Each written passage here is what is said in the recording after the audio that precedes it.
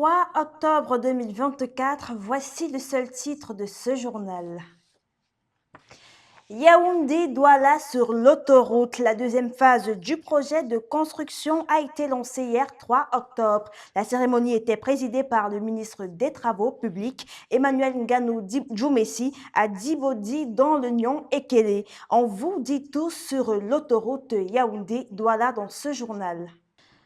On commence cette édition de l'information à ICT University où sa faculté des TIC a organisé les soutenances de licence hier 2 octobre 2024. De nombreux étudiants de la prestigieuse institution ont présenté leurs travaux de fin de formation. Il s'agit de projets novateurs qui ont été jugés par des experts et en profite pour vous réitérer que les inscriptions pour le compte du semestre d'automne sont en cours. Rapprochez-vous du campus de ICT University, ici au quartier Niom à Yaoundé, ou allez sur le site www.ictuniversity.edu.cm.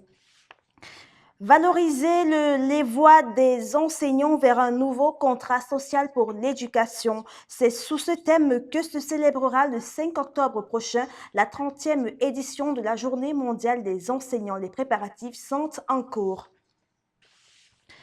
The Minister of Public Works, Emmanuel Nganou Djoumessi, was officially launched work on the second phase of the Yaoundé-Douala motorway.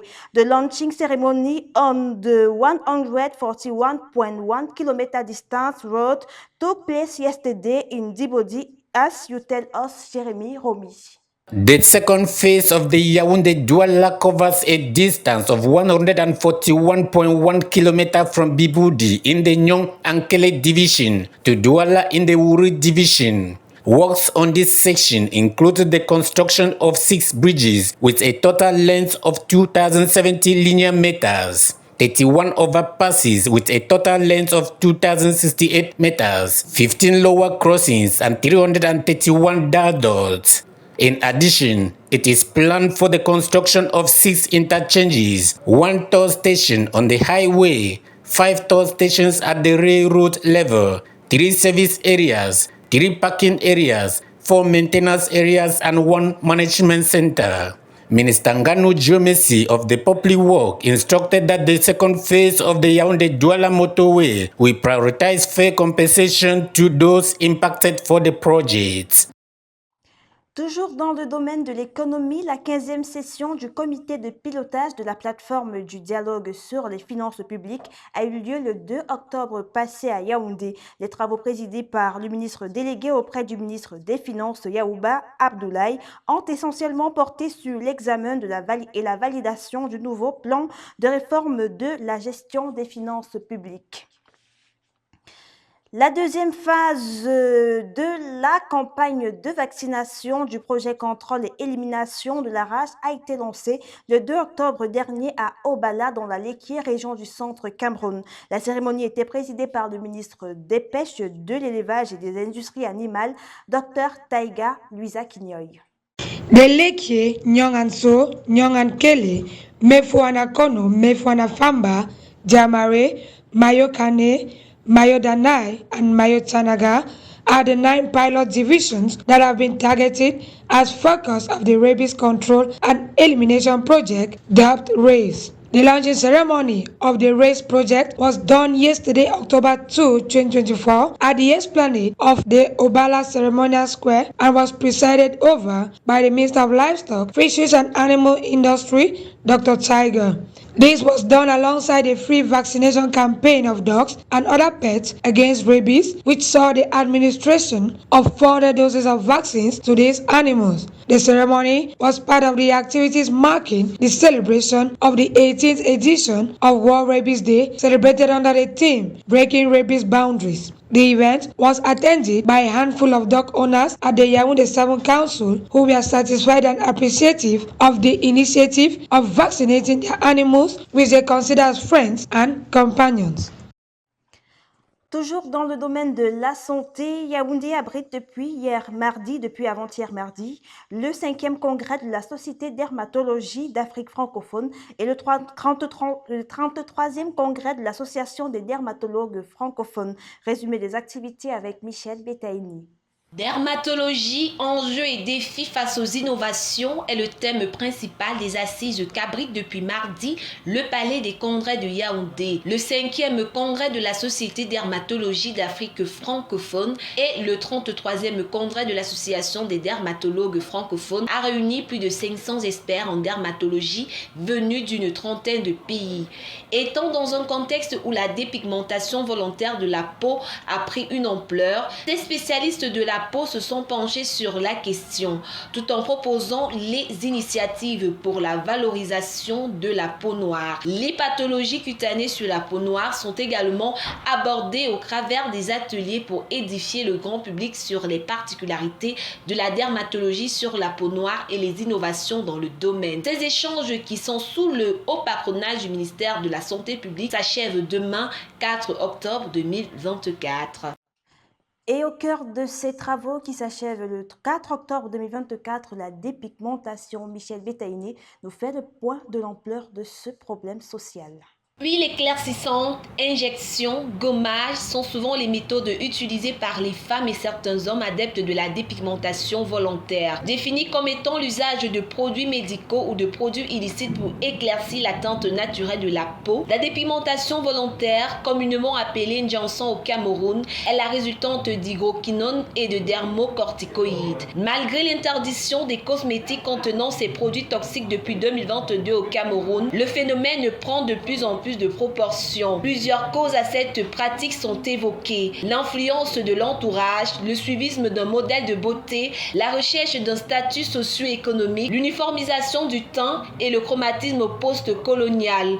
On n'est pas à l'abri sur les réseaux sociaux dont les petits et grandes surfaces des produits décapants sont vendus, ce malgré les efforts des pouvoirs publics.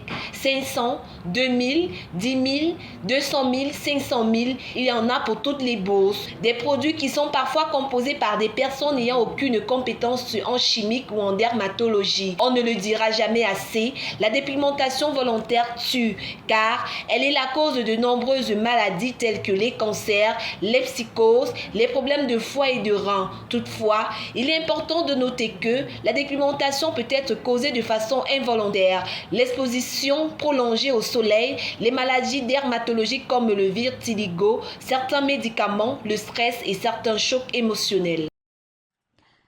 Dans un communiqué publié il y a quelques jours, l'Observatoire national sur les changements climatiques annonce des conditions climatiques difficiles dans les prochaines semaines. Le mois d'octobre connaîtra une très forte pluviométrie qui touchera de nombreuses régions du pays. À l'étranger, à présent, les autorités nigérianes sont à la recherche de plus de 100 personnes disparues dans les eaux du fleuve Niger dans la nuit de lundi à mardi. Selon ces derniers, le bateau de fabrication locale d'une capacité de 100 places transportait plus de 300 personnes qui tentaient de regagner leur village après une célébration islamique. C'est dans le district de Mokwa, dans l'état du Niger, que le bateau se serait renversé. Parmi les disparus, plusieurs femmes, de nombreux enfants. Les médias locaux ont rapporté que seuls 11 corps ont déjà été repêchés des eaux du fleuve. À présent, en Argentine, la dépouille de Diego Maradona sera transférée dans un mausolée public. La décision a été actée par la justice du pays. L'une des plus grandes légendes de football mondial, Diego Maradona, est enterrée actuellement dans un cimetière privé. Sa dépouille sera transférée à Buenos Aires, la capitale du pays, un lieu plus accessible à tous ses admirateurs. En Sport Minister and FECAFOOT President have at last agreed in one voice to give peace a chance. This is seen in a communique signed by both parties agreeing on one technical staff for the Indomitable Lions, as you tell us, Jeremy Romy. Though in any battle there is a winner, but in this battle, Minsept no Fecafoot won. It is rather the Cameroon's football that won. Since the publication of the communique, football lovers have been celebrating as they say. The decision taken by both parties is a significant step towards fostering peace and harmony in the Cameroon's national football team. The wrangling was mopping up so much energy and attention that could be invested in other areas of the nation's football, and this is why they have thought it otherwise to revise and harmonize the technical staff for the Indomitable Lions for once and for all. When you look at some of the great football nations, you realize that a lot of work is being invested to empower local academies and to build a reputable league which then serve as platform for the talents to showcase their potential to the world. There are lots of nations doing this, but some fall short because they lack the principal raw material or natural talent. Cameroon is mightily blessed in that regard, and it only needs the stakeholders led by the federation to unite forces and grow the game, which in itself is a sector like every other, wherein young people can earn a decent living. Many therefore hope that the move will go a long way to end the recent crisis between Mincet and Fecafoot and brings back the previous glorious football we have enjoyed from the Indomitable Lions. Prenons à présent ce communiqué de presse numéro 138/FECAFOOT/PDT/SG/SGA/24. La Fédération camerounaise de football informe l'opinion publique qu'à l'issue de la mission d'inspection effectuée par l'inspecteur indépendant de la Confédération africaine de football CAF en date du 26, 27 et 28 septembre 2024 au Cameroun, dans les stades Amadou Ahidjo, Olembe, Kwekong, Japoma et Limbe. Seuls les stades Amadou Ahidjo de Yaoundé et Kwekong de Bafoussam sont approuvés pour abriter la rencontre de la troisième journée des éliminatoires de la CAN Total Énergie Maroc 2024. En conséquence, la rencontre Cameroun contre Kenya, initialement prévue au stade de Japoma à Douala le vendredi 11 octobre 2024, se jouera plutôt au stade Amadou Ahidjo de Yaoundé à partir de 17h.